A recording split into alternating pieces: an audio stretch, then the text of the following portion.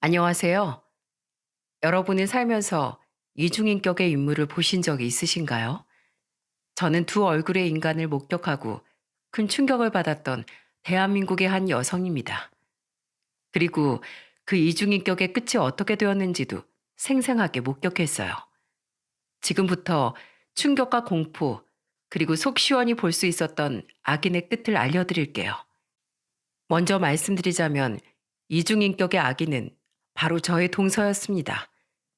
저희 시댁과 관련된 이야기이기 때문에 제 시댁 이야기를 빼놓을 수 없을 것 같네요.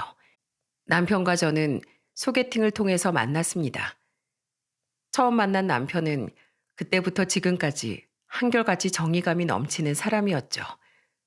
그 성격에 맞게 남편은 직업도 경찰 공무원을 하고 있었습니다. 자신의 신분 때문인 것도 있겠지만 남편은 평소에도 불의를 보면 잘 참지 못하는 사람이었어요. 저는 그게 좋았고 결혼까지 하게 되었죠. 정의감이 넘치는 만큼 남편은 책임감도 넘쳤기 때문에 가정에도 충실하고 잘했어요. 그래서 결혼 생활 내내 진짜 결혼 하나는 끝내주길 잘했다 라는 생각을 매번 했을 정도였죠. 그리고 제가 결혼을 참 잘했다는 생각을 한 건 남편 때문만은 아니었습니다. 바로 시댁이 너무나 좋기 때문이었어요.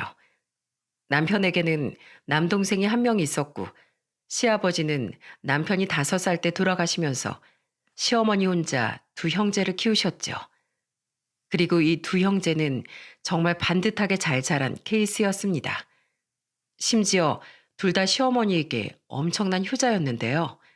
저는 살면서 이런 효자들은 본 적이 없었답니다. 한 번은 저랑 남편이 결혼하고 얼마 안 되어서 시어머니 모시고 가족끼리 휴가를 간 적이 있었어요.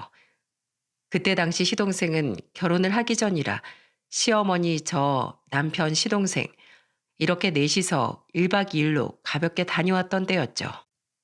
근데 남편도 그렇고 시동생도 그렇고 둘이서 번갈아 가면서 시어머니 손을 잡고 다니는 게 아니겠어요? 그것도 모자라서 항상 물병을 들고 다니면서 시어머니가 목말라 하실 즈음 물을 건네고 한참 걷다가도 시어머니가 조금이라도 힘들어 보이면 바로 쉬었다가 가는 효자들이었죠. 근데 그건 기본이었고 그보다 더한 행동은 바로 산책을 하다가 오르막길이 나올 땐 두 형제가 번갈아 가면서 시어머니를 업고 다녔다는 거였습니다. 저는 너무 놀라웠어요. 그래서 남편에게 물어본 적이 있었죠. 여보, 어쩜 그렇게 반듯하게 잘 컸어? 난 당신들 그렇게 키운 시어머니도 대단하지만 그렇다고 엇나가지도 않고 이렇게 자기 엄마 끔찍하게 생각하는 효자로 큰 당신이나 도련님도 진짜 대단한 것 같아. 난 우리 부모님 두 분 다 살아계셔도 이렇게 못하잖아. 그거야 우리 둘 다 어머니 혼자서 키우느라 고생 많이 하셨잖아. 거기다가 몸도 성치 않으신 분이 우리 홀로 키우면서 얼마나 많이 힘드셨겠어? 우리가 알 수 없는 곳에서도 많이 우셨을 거야. 근데 그런 모습을 한 번도 보이질 않으시더라고. 그래서 나랑 동생이 늘 어머니 뒤에서 하던 말이 있었어. 우리가 꼭 어머니 웃게 해드리자고. 아버지 몫까지 제대로 하자고. 그러다 보니까 자연스럽게 이렇게 됐네.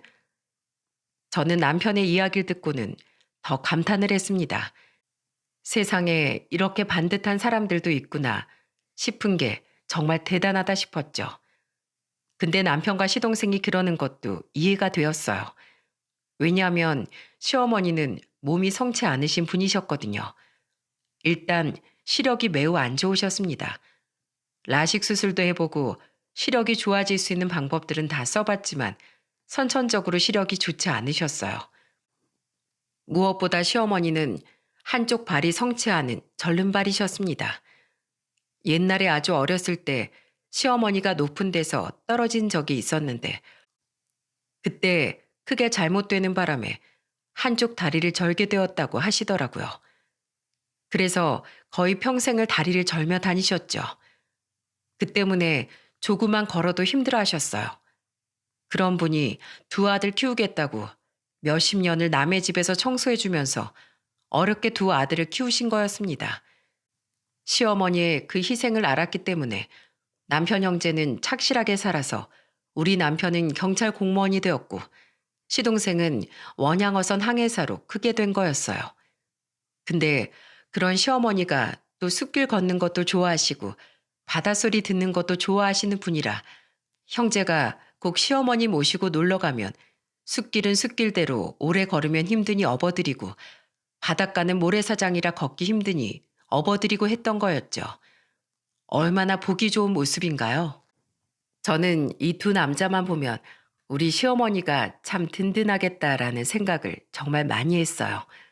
근데 그만큼 또 우리 시어머니도 굉장히 좋은 분이셨습니다. 따뜻하고 인자하신 분이었죠. 그 몸이 힘든 와중에도 우리가 시어머니한테 갈 때마다 음식을 얼마나 진수성찬으로 차려주셨는지 모릅니다. 시동생이 결혼하기 전까진 며느리가 나 혼자였는데 시어머니는 자기 아들보다도 나를 더 많이 챙기실 정도였죠. 우리 아가 잡채 좋아하지? 시애미가 잡채 많이 해놨다. 많이 먹어. 그리고 네가 좋아하는 조기도 싱싱한 걸로 사다가 소금에다가 절여가지고 딱 맛있게 말려놨으니까 그거 갈 때 가지고 가서 집에서 하나씩 구워 먹어라. 어머님, 힘드시게 이렇게 안 하셔도 된다니까요. 제가 와서 차려드릴게요. 그러니까 제발 어머님 혼자서 음식 좀 만들지 마세요. 정, 제가 요리하는 게 못 믿어오시면 같이 나가서 밥 사 먹어도 되잖아요. 왜 자꾸 저 올 때마다 죄송스럽게 이렇게 진수성찬을 내주세요. 안 그래도 어머님 힘드실 텐데. 아이고, 내가 해주고 싶어서 하는 거야. 우리 집안에 들어온 복덩인데 내가 당연히 이 정도는 해줘야지. 아가, 넌 그냥 내가 만들어준 음식 맛있게 먹어주기만 하면 돼. 난 그거면 됐다. 시어머니는 이 정도로 따뜻하신 분이셨답니다. 그래서 저도 시어머니에게 잘하려고 노력을 많이 했고요. 그렇게 시어머니와 좋은 고부지간으로 지내면서 결혼 생활에 잘 적응해 나갈 즈음 저에게 동서가 생겼습니다. 동서는 제가 결혼하고 나서 2년 뒤에 왔죠. 당시 우리는 서울에 살고 시어머니는 시동생과 따로 살긴 했지만 인천에서 같은 동네에 살고 있어서 시동생네 부부와 시어머니는 자주 왕래를 하셨어요. 근데 시어머니와 동서 사이가 각별했었죠. 그건 동서에게 사연이 있었기 때문이었습니다. 한번 저희 여자들끼리 모여 맥주를 한 잔씩 한 적이 있었어요. 시어머니는 저희와 모이면 밤에 한 잔씩 드시는 걸 좋아했는데 거기에서 동서의 뜻밖의 사연을 들을 수 있었죠. 어머님, 형님, 제가 사실 어디 가서 창피해가지고 이런 말 정말 안 하는데요. 두 분은 제가 너무 의지가 돼서 말씀드리는 거예요. 사실 저 평범하게 자라지 않았어요. 형님도 저 결혼할 때 보셨죠? 저 아버지 혼자 있던 거요. 저희 엄만 저 어렸을 때 도망갔어요. 아빠가 평범하지가 않았거든요. 그래서 저 어릴 때 저 혼자 남겨두고 엄마가 도망을 갔는데 그렇게 부모님이 이혼한 뒤로 전 쭉 아버지랑 살면서 정말 모진 생활 많이 하면서 자랐어요. 동서는 울먹이는 목소리로 자기 이야기를 하기 시작했습니다. 저는 잘 몰랐지만 어머님은 상견례부터 시작해 동서네를 조금씩 겪으면서 어느 정도 눈치를 채신 듯 했어요. 그래서 우리는 조용히 듣고 있었습니다. 근데 그때부터 아빠가 저를 막대하더라고요. 진짜 많이 맞고 자랐어요. 엄마가 있을 땐 그래도 엄마가 막아주기라도 하고 아빠가 저한테까지 손을 뻗치는 일은 없었는데 엄마가 없으니까 제가 바로 그 타겟이 되던 거 있죠.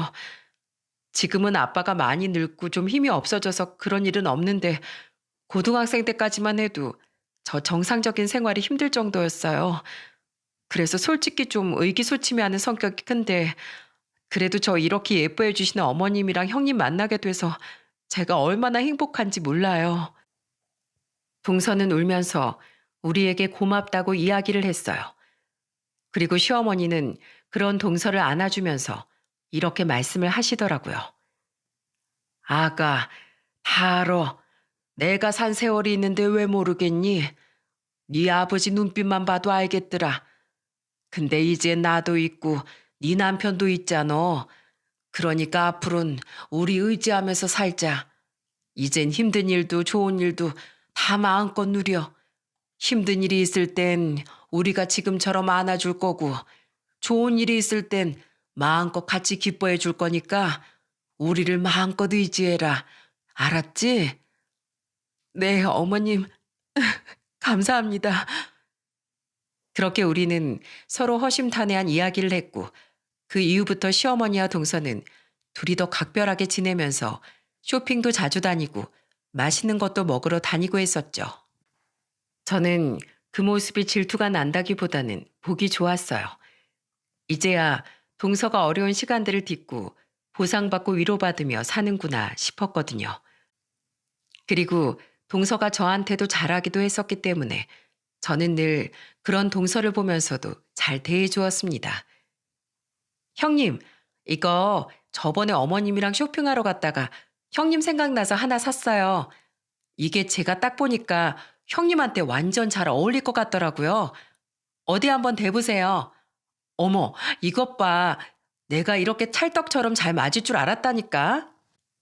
이렇게 동서랑 시어머니 둘이서 저를 잘 챙겼었기에 저 역시 그 둘 사이를 보는 게 뿌듯할 수밖에 없었어요.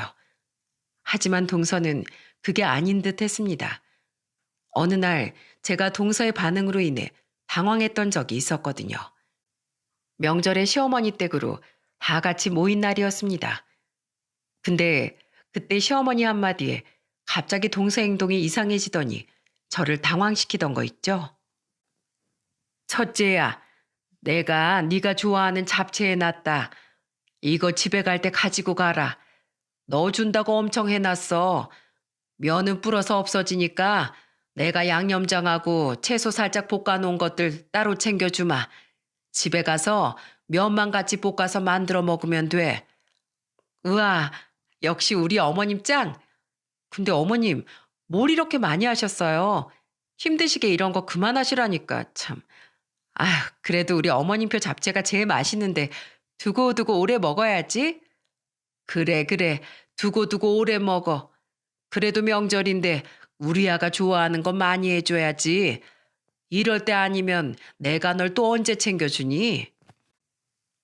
이렇게 화기애애한 이야기를 하고 있을 때 옆에서 우리를 가만히 지켜보던 동서가 갑자기 당황스러운 반응을 했습니다. 어머님, 저는요? 제가 좋아하는 건 안 해주셨어요? 저는 잡채 싫어해요. 저는 싫어하는 거 왜 하셨어요? 형님 좋아하는 것만 생각하시고 제가 좋아하고 싫어하는 건 생각도 안 하신 거예요? 저 서운해요. 갑자기 동서가 정색하며 이야기를 하길래 우리는 당황을 했습니다. 근데 일단은 장난일 거라고 생각하고 제가 가볍게 이야기를 했어요. 아유, 동서는 평소에 어머님이랑 같이 밥 먹잖아. 동서가 좋아하는 거 얼마나 많이 해주시겠어. 그래도 이건 아니죠. 그땐 그때고 지금은 지금인데 형님은 좋으시겠다. 어머님이 좋아하는 음식이라고 잔뜩 해다 주시고. 그거 근데 잡채는 집에 가지고 가는 동안에 다 상하지 않나? 아무리 면은 없다고 해도 야채도 그냥 죄다 씌워버리고 그냥 못 먹게 될 것 같은데. 그냥 집에서 해 드시는 게 낫겠어요. 동서는 당황스러울 정도로 저를 비꼬면서 이야기를 해왔어요. 저는 얘가 갑자기 왜 이러나 싶은 마음이 들면서 점점 더 도가 지나치려고 하길래 한마디를 했죠. 동서, 그래도 어머님이 해주시는 건데 챙겨주시면 가지고 가야 하지 않겠어? 그리고 말이 좀 세네. 왜 그래? 아, 뭐가요? 부러워서 그래요. 부러워서. 저는 단순히 부러워서 그런다며 이야기하는 동서의 질투가 조금 쎄하긴 했지만 이때까지만 해도 그냥 넘어갈 수준이라서 괜찮았습니다. 근데 점점 가면 갈수록 동서의 이해할 수 없는 행동은 심해져만 갔어요. 어느 날은 좀 충격을 받은 일이 있었습니다. 어머님이 오랜만에 반찬들을 많이 만들었다며 저희 집으로 보내셨다고 하시더군요. 그래서 기대하며 어머님 반찬을 기다리고 있었죠. 근데 집에 택배로 도착한 그 반찬들을 맛보면서 저는 충격받을 수밖에 없었습니다. 왜냐하면 음식들이 하나같이 다 이상하게 짰거든요. 그래서 바로 시어머니에게 전화를 드렸죠. 어머님, 반찬 받은 거 잘 받았어요. 근데 어머님, 음식이 이번에 조금 다 짜게 되었던데 일부러 그렇게 만드신 거예요? 평소에 어머님이 해주시던 거랑 음식이 좀 달라서요. 저는 어머님이 서운해하실 수도 있겠지만 그래도 비정상적으로 짜서 혹시나 어머님이 미각에 문제가 생겨서 건강이 안 좋으신가 체크를 해야 할 것 같아 여쭤봤어요. 그리고 거기에서 당황스러운 이야기를 들어야 했죠. 어? 짰다고? 그럴 리가 없는데. 평소에 내가 간 보던 대로 봤는데 무슨 일이지? 혹시 둘째가 간을 더했나? 내가 네 반찬 만들 때 둘째 불러다가 같이 만들었거든. 둘째네도 가지고 갔는데 지금 별말 없이 잘 먹고 있어. 저는 이 말을 듣고 갑자기 뒤통수가 쎄해지는 걸 느껴야 했습니다. 왜냐하면 순간 스쳐가는 생각이 있었거든요. 그래서 저는 바로 동서에게 전화를 해봤죠. 동서. 동서가 반찬 어머님이랑 같이 만들고 택배로 보냈다면서? 오늘 잘 받았네. 반찬 가지수도 많던데 만드느라 고생했겠다. 아, 네. 받으셨어요? 어떠세요? 맛은 좀? 뭐, 우리 어머님 음식이야 내가 믿고 먹는데. 근데 혹시 동서가 간을 좀 더 봤어? 아니, 평소 우리 어머님 음식보다 좀 짜더라고. 그래서 동서가 마지막에 포장을 했다길래 혹시 간을 더 본 건가 싶어서 저는 최대한 기분 나쁘지 않게 물어봤어요. 근데 거기에서 들려오는 소리가 매우 황당했죠. 아, 네. 그거 제가 마지막에 간 좀 더 봤어요. 솔직히 우리 어머님 음식이 좀 싱겁잖아요. 그래서 제가 소금 더 쳤는데 왜요? 간이 좀 안 맞았나 봐요? 아, 그래? 내 입에는 좀 짜더라고. 그래서. 아, 네. 근데 형님, 좀 뻔뻔하시네요. 음식 얻어먹는 주제에 짜다고 지금 전화까지 하신 거예요? 뭐라고? 동서, 지금 그게 무슨 말이야? 아, 그렇잖아요. 음식 짜다고 전화까지 하고. 혹시 양심 없으세요? 저는 갑자기 돌진하는 동서의 공격에 당황스러웠습니다. 그래서 얘가 정신이 나갔나 하는 생각까지 들더라고요. 그래서 저도 더는 돌려서 말할 필요가 없겠다 싶어서 바로 단도직입적으로 말했죠. 어, 양심은 동서가 없는 것 같은데? 설마 그 간 지금 제대로 넣은 거라고 넣은 거야? 혹시 미각이란 걸 가지고는 있어? 완전히 소금에 절였던데 내가 왜 전화했겠니? 비정상적으로 음식이 짜길래 혹시 일부러 그랬나 싶어서 전화한 거야. 이왕 이렇게 된 거 내가 단도직입적으로 물어볼게. 그거 동서 일부러 그렇게 간 본 거야? 설마 어머님이 나한테 반찬 해주는 게 싫어서? 동서는 제 말에 전곡을 찔렸는지 갑자기 말이 없어지더군요. 그리고 한 몇 초간 정적이 흐르더니 이내 그냥 지르기로 했는지 황당한 반응을 보여댔죠. 네, 솔직히 일부러 소금 뿌렸어요. 형님은 어머님한테 하는 것도 없으면서 왜 맨날 얻어먹어요? 솔직히 그거 저 꼴 보기 싫어요. 그래서 어디 골탕 좀 먹어봐라 하고 소금 뿌렸어요. 됐어요? 제발 좀 거지도 아니고 얻어먹는 짓 좀 그만하세요. 어머님이 이렇게 얻어먹긴 하는 며느리 뭐가 좋다고 반찬까지 다 싸주는지 이해가 안 되네요. 뭐야? 말 다 했어? 네. 제발 양심이 있으시면 그만 좀 얻어먹으세요. 그거 좀 깨달으시라고 반찬에 장난 좀 쳤네요. 꼬우면 버리세요. 이렇게 전화를 다 끊어버린 동서가 저는 기가 막혔습니다. 아니, 갑자기 왜 이러는지 이해가 안 되더라고요.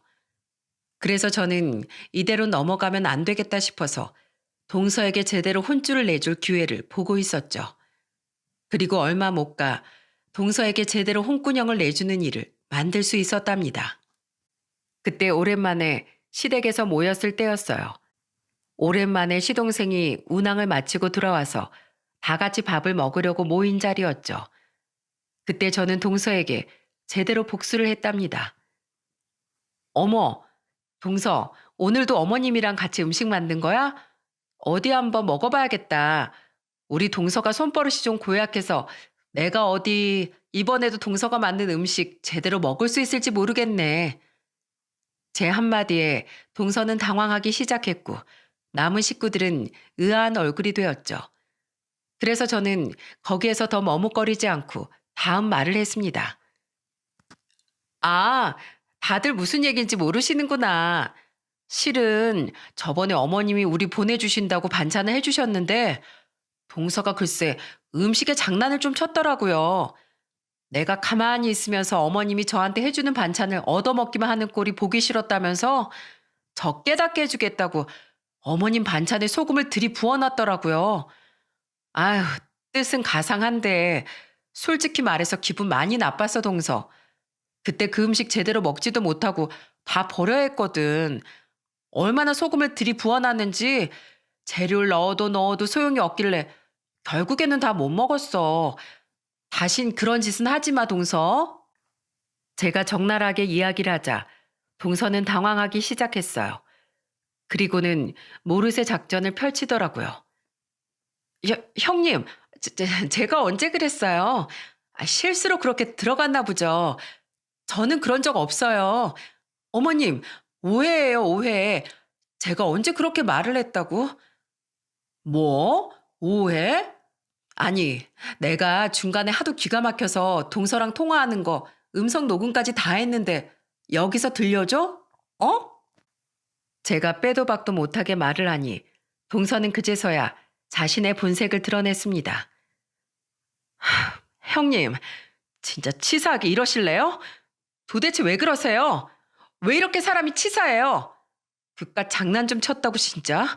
사람이 왜 이렇게 쪼잔해? 동서는 급기야는 성까지 넘는 말을 하더라고요. 그 말을 듣고 제가 기가 막혀서 있는데 그때 시동생이 나섰습니다. 당신 지금 무슨 소리를 하는 거야? 미쳤어? 감히 형수님한테 그딴 짓을 해? 그것도 어머니 음식 가지고? 그래 놓고 지금 뭘 잘했다고 적반하장으로 굴어? 당장 사과드려도 모자랄 판에. 여보, 아니, 나는 진짜로 형님은 어머님께 아무것도 하는 것도 없으면서 괜히 어머님 부려먹는 것 같아서 그래서 그런 거야. 어머님이 너무 안쓰러워서.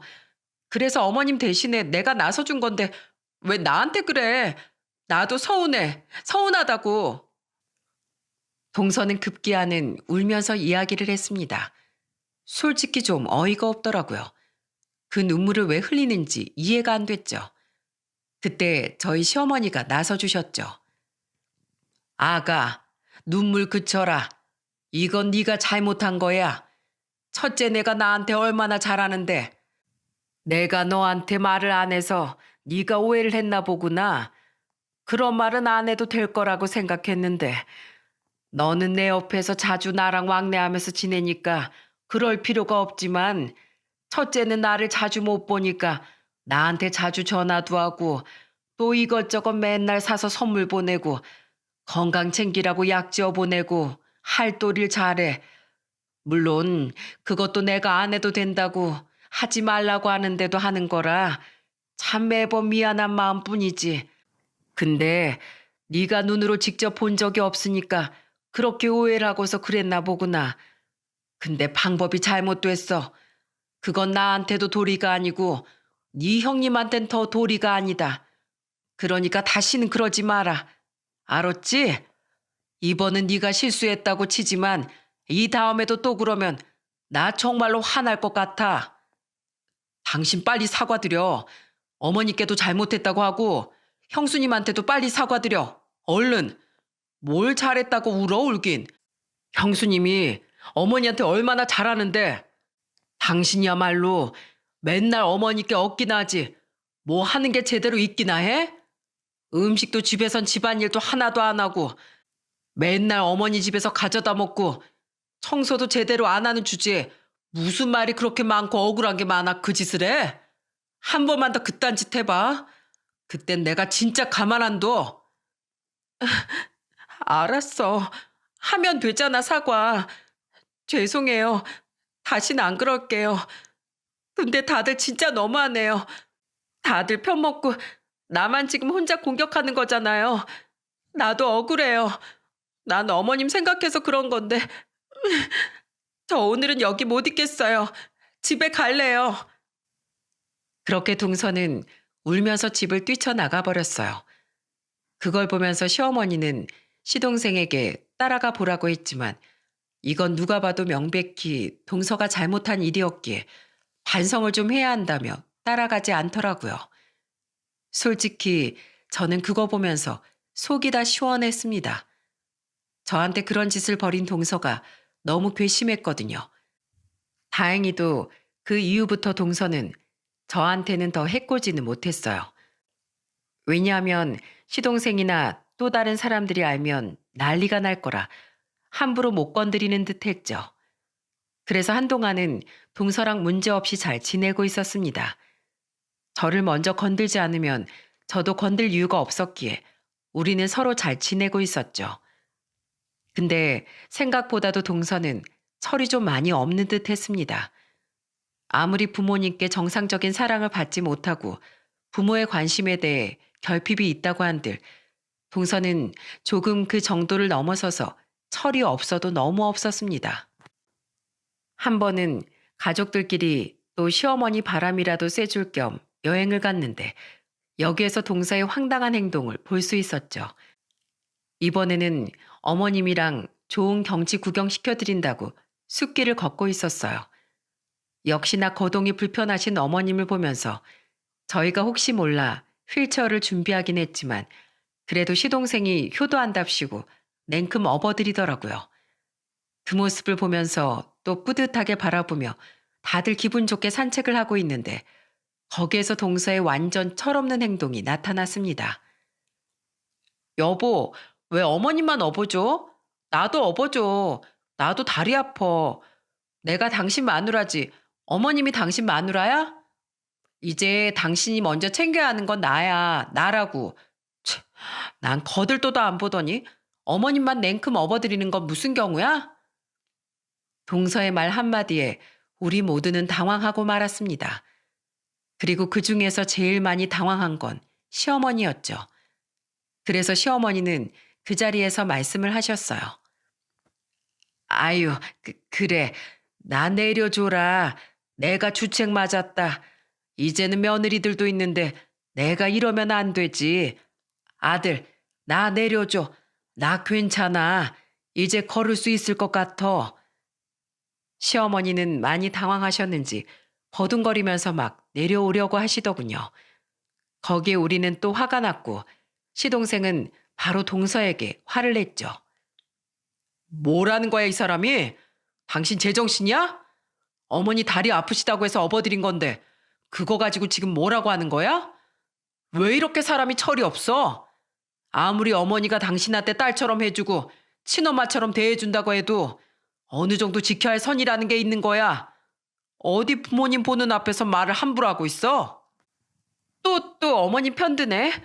아니, 나도 다리 아프다고.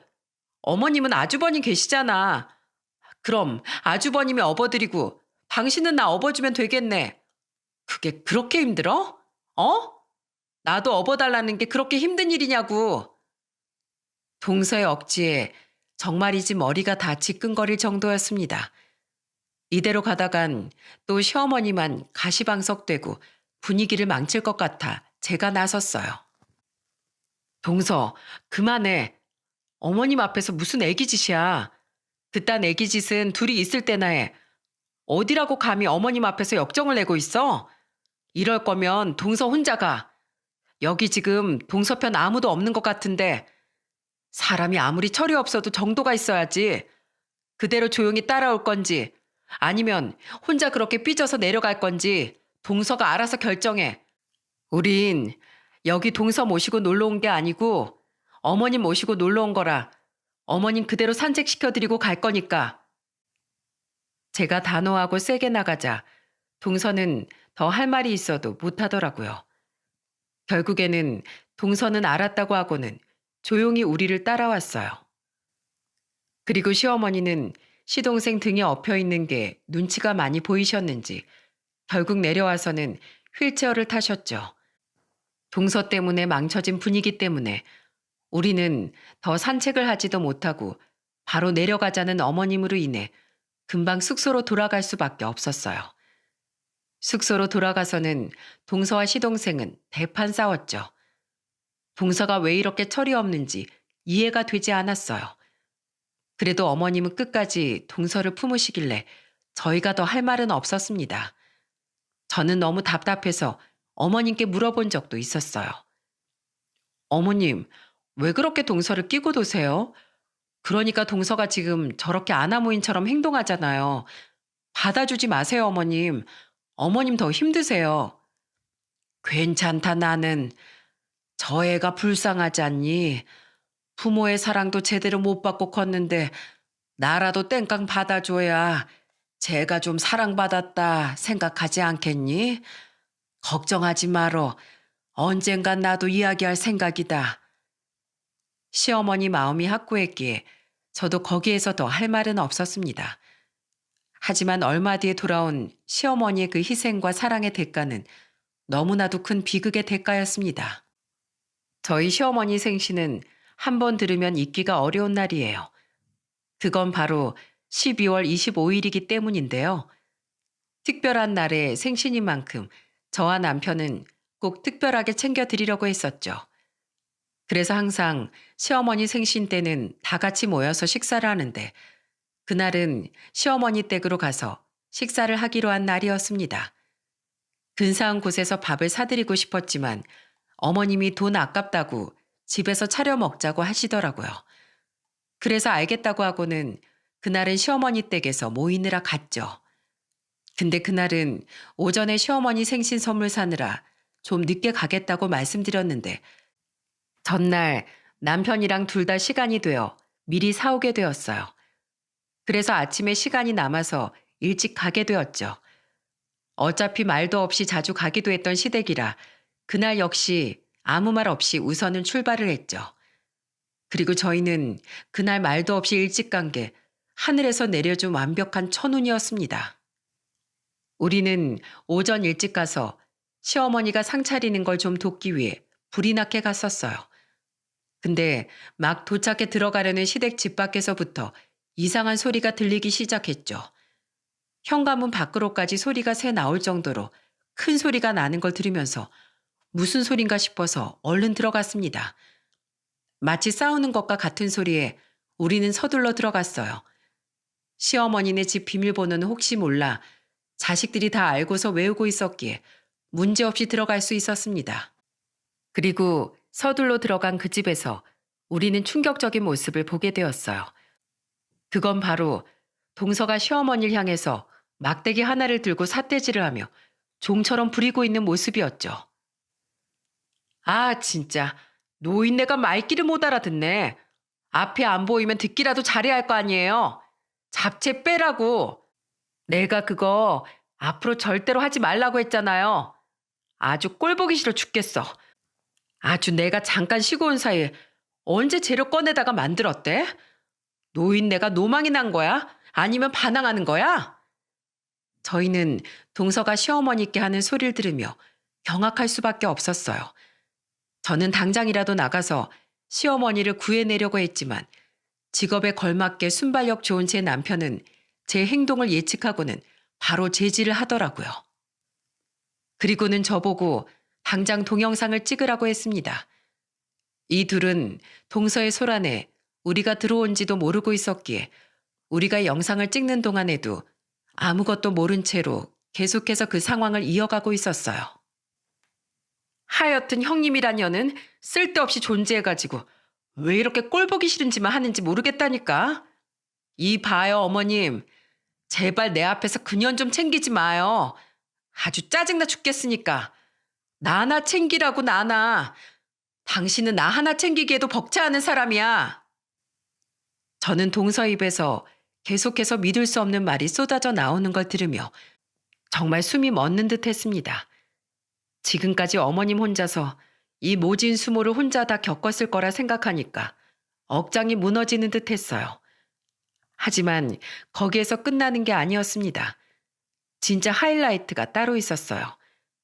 그때까지만 해도 남편이 시동생에게 보낼 증거를 확보하기 위해 잠시 시어머니가 막말을 들어도 참고 견디고 있었던 거였습니다. 하지만 동서의 충격적인 돌발 행동 하나로 그대로 남편은 그 현장으로 튕겨져 갈 수밖에 없었죠. 그건 바로 동서가 옆에서 하도 해대는 잔소리에 허둥지둥하는 시어머니의 등짝에 몹쓸 짓을 했기 때문이었습니다. 아유! 다리가 불편한 시어머니는 갑자기 날아들어온 충격에 그대로 넘어지고 말았고 남편은 그걸 보자마자 본능적으로 그 현장을 덮쳐버렸어요. 이게 뭐 하는 짓이야? 갑자기 들려오는 호통에 동서와 시어머니는 깜짝 놀라 소리나는 쪽을 쳐다봤고 동서는 우리의 등장에 소스라치게 놀랐습니다. 하지만 그 놀란 것도 잠시였고 동서는 그대로 도망갈 태세를 했어요.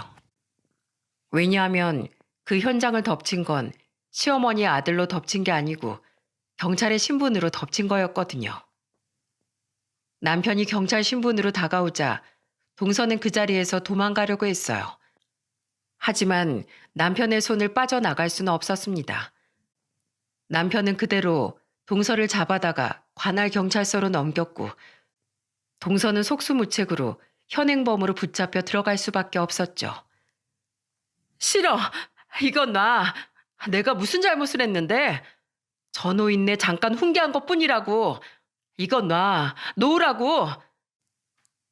동서는 잡혀가는 내내 억울하다며 소리를 지르기 시작했습니다.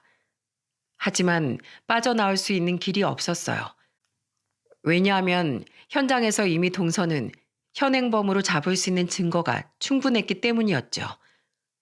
그렇게 동서는 남편의 손에 체포되어 끌려갔고 저는 곧바로 시어머니 상태를 살펴봤습니다. 그리고 거기에서 너무나 깜짝 놀라고 말았어요. 왜냐하면 시어머니를 보니 보이지 않는 곳에서 외부로부터 충격을 받은 흔적이 있었고 그건 모두 다 동서에게서 온 거였거든요. 그리고 그날 시어머니에게서 그동안의 동서의 만행을 듣는데 저와 남편은 듣는 내내 참담한 심정을 감출 수가 없었습니다. 알고 봤더니 동서는 지금까지 시동생이 운항을 나갈 때마다 짧게는 1, 2주, 길게는 몇 달도 다녀왔었기에 그 시간 동안 자신의 본색을 드러내면서 시어머니를 못살게 굴었던 거였어요. 처음에는 막말로 시어머니를 힘들게 하다가 나중에는 거의 종처럼 부려먹었다고 했습니다. 시어머니가 그 당시 상황을 생생하게 전해주는데 동서가 이런 식으로 말을 했다고도 하더라고요. 당신 이제 앞으로 나만 당신 며느리로 생각하고 살아야 돼요. 알았어요? 나한테 부모 노릇 해주겠다며. 앞으로 당신만 보면서 살라며. 그럼 그 말에 책임을 져야 할 거 아니에요? 앞으로 내 눈앞에서 그 형님이란 년 챙기기만 해봐. 가만히 안 둘 테니까. 그리고 앞으로 내 남편 일 나갈 때마다 우리 집 와서 청소 좀 해요. 원래 엄마가 딸 집에 가서 청소도 해주고 밥도 해주고 그러는 거 아니야? 당신이 내 엄마 해주겠다고 했으니까 앞으로 그 말 똑똑히 지키는 게 좋을 거예요. 아가, 왜 그래 대체? 왜 이렇게 못되게 굴어? 왜 갑자기 이렇게 변하니? 어? 뭘 변해요? 나 원래 이런 앤데. 아, 시끄러우니까 자꾸 말대답하지 말고 똑바로 청소나 해요. 시어머니는 이렇게까지 못되게 구는 동서에게 계속해서 당하고 있었어요. 하지만 거기에서 끝이 아니었습니다. 동서는 시어머니를 괴롭히는 동안 시어머니의 돈까지 써댔는데 그게 무려 2,600만 원의 돈이었죠.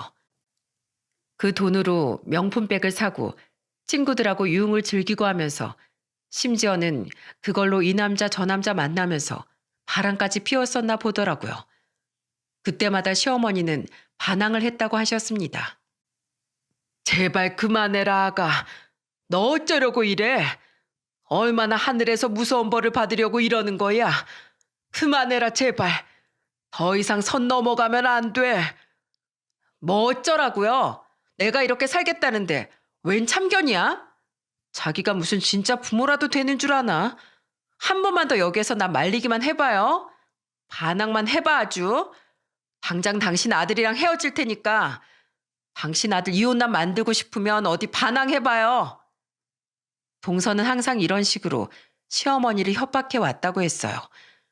시어머니는 정말 너무나 괴로웠지만 차마 자신의 아들을 이혼남을 만들 수 없어서 끝까지 꾹 참고 계셨던 거였습니다. 그동안 홀로 모진 세월 동안 두 아들을 키우면서 남편 없는 서름, 아빠 없는 서름을 이미 충분히 느끼면서 그 상실감에 많이 고통을 느꼈기에 이제는 배우자까지 잃게 되는 그 상실감을 아들에게 또 물려주고 싶지 않았다고 하셨어요. 그래서 어쩔 수 없이 꾹 참을 수밖에 없었다고 하셨죠. 남편은 그날 이 모든 이야기를 다 듣고 나서 이번에도 운항을 나가 있는 시동생에게 곧바로 그 증거 영상들과 증거로 찍어놓은 시어머니의 몸 상태, 그리고 현재 상황들에 대해 모조리 적어보냈어요. 그리고 그 연락을 받고 역시나 시동생도 난리가 났기 때문에 운항을 마치고 며칠 뒤에 돌아온 시동생은 돌아오자마자 동서와 이혼을 진행했습니다. 당시 이혼 전에 동서와 시동생이 만나 해서 얼굴을 본 적이 있었는데 그때 동서의 반응이 아주 가관이었다고 했어요.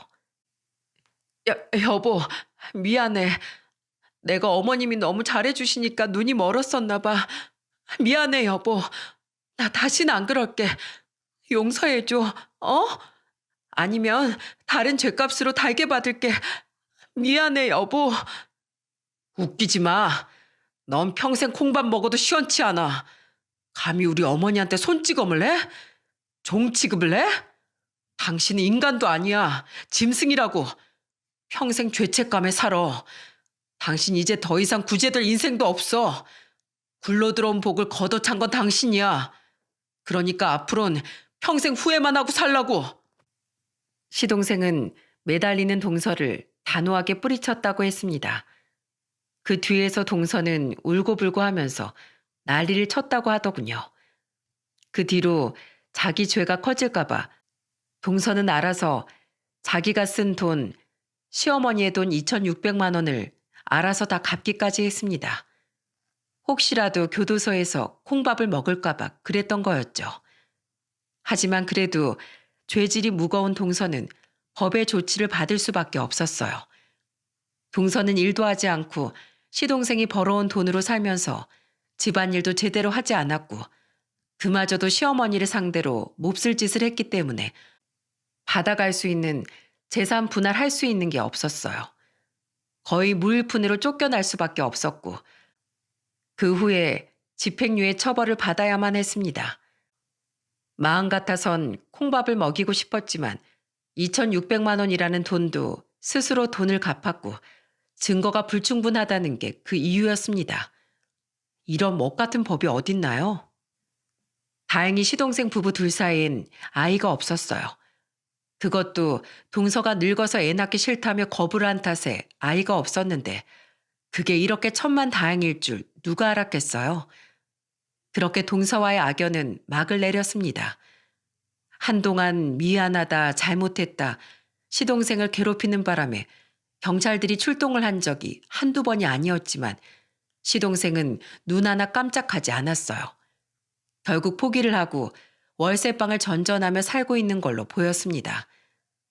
그 후에 시동생은 혼자서 다른 집을 구해서 살고 있고 시어머니는 심신으로 받은 충격이 너무 커서 혼자서 정상적으로 지내실 수 없다는 결론이 났습니다. 그래서 그 뒤로는 저와 남편이 모시고 사는 중이에요. 시어머니는 한동안 악몽까지 꾸시는 듯 했습니다. 그래서 정신과 치료를 받으면서 심신이 안정될 수 있도록 한참 심리치료를 받으셨죠.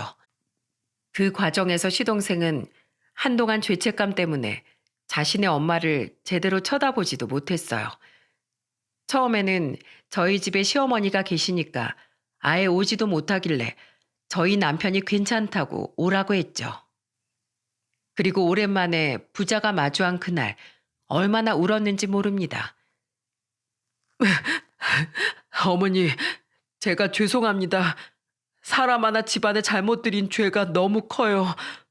어머니를 볼 면목이 없습니다. 이 아들 용서하지 마세요, 어머니. 제가 어머니 힘들게 한 죄, 그 죄값 평생 치르며 살겠습니다. 정말 죄송합니다. 시동생은 서럽게 울면서 시어머니 앞에 무릎을 꿇고 사죄를 했어요. 옆에서 지켜보던 저와 남편까지 눈물이 날 정도로 정말 서럽게 우는 모습을 보이더라고요. 근데 시동생은 그 뒤에 이어진 시어머니 행동 하나로 인해 아이처럼 돌변해 울어야만 했습니다. 그건 바로 시어머니가 시동생에게 다가가 그 눈물을 닦아주었기 때문이었어요. 아들아, 울지 마라, 울지 마. 네 잘못이 아니야. 내 잘못이야. 내가 몰라서, 내가 마음이 약해서 당하는 바람에 결국엔 너희한테 침이 되었다.